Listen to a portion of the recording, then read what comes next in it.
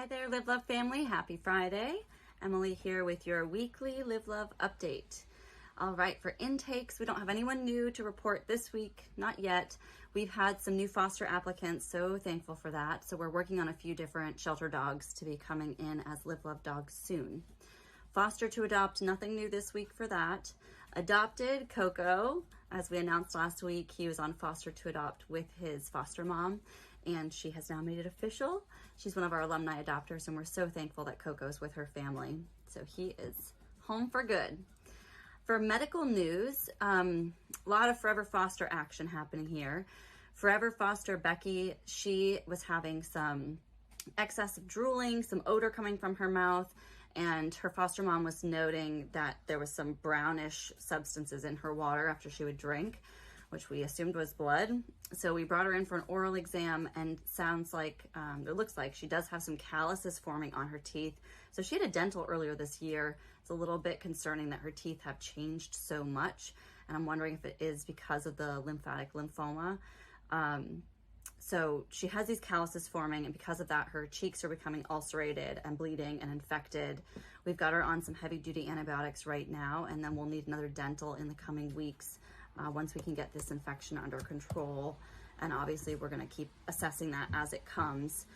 In order for her to feel better, a dental is really needed, but because she's a forever foster and already has a really compromised immune system and ability to heal, we'll definitely be discussing that further with our vet if she can undergo that. So that is Becky's update. Forever Foster LaLa had a tissue sample taken from her amputation site. Many of you might remember that she had an amputation of her leg, her rear leg, due to cancer.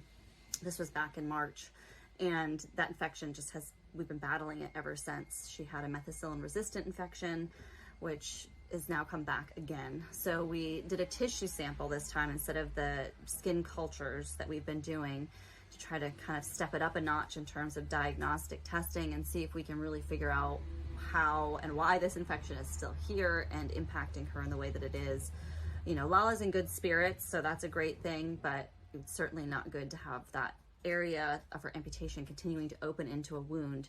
So we'll hopefully have more answers on that in the coming days once we get those results back. Forever Foster Fantasia, we haven't shared her story a ton. She was rescued in, oh gosh, I want to say the beginning of 2020, January, and she is very feral, not aggressive, not mean, but just very anti-people. She loves other dogs. She's forever fostered with Lisa at Live Love Dog Training, which is great for her because she gets to hang out with a ton of other dogs, and Lisa as a trainer knows exactly how to slowly work with her and really build that trust and confidence. So she broke her nail, you know, running around doing dog stuff, being cute like that.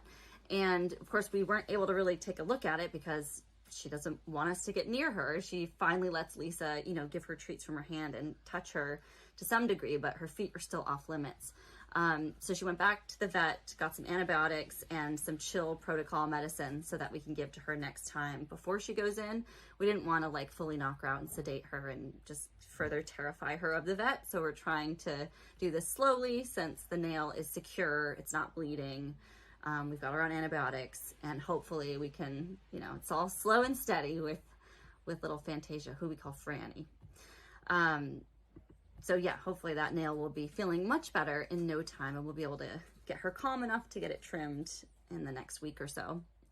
Okay, Jules had a recheck. She's still had some inconsistent and abnormal stools.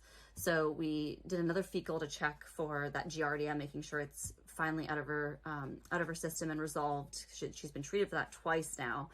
And the next step is going to be to really take a closer look at her diet and see if that's something that we can change to help her bowel movements be normal. Again, happy, healthy, doesn't faze her at all. She's totally fine, but we just want to help her feel her best. And Spotty, now named Lucky, has been spayed, so her adoption is now able to be finalized. So I'm sure we'll be reporting on that next week. That is it for this week, everybody. It is rainy and very fall here in New Hampshire, so we are hunkered down and enjoying watching all the leaves fall everywhere. Thought I'd share that with you in case you're annoyed by the continued heat in California. But I will be back next week with another weekly update and hopefully more great news to report as far as intakes. Thank you all so much for your support and for following our dogs' rescue journeys, especially, this week. It's a lot of Forever Foster news, and I know that you guys are really invested in those dogs, and we appreciate that. If you'd like to really support our Forever Fosters specifically, you can actually become a Live Love Leader, a monthly donor, and sponsor these guys directly. So we would love to have your support in that way. As you can see, their ongoing medical care is ongoing. So your ongoing support is really, really valued and crucial for us to provide for them in all the ways that they need. All right, everyone, I hope you have a wonderful weekend, and be good to each other, be good to yourselves. I'm sending each of you all of my love. We'll talk next week. Thanks, everyone.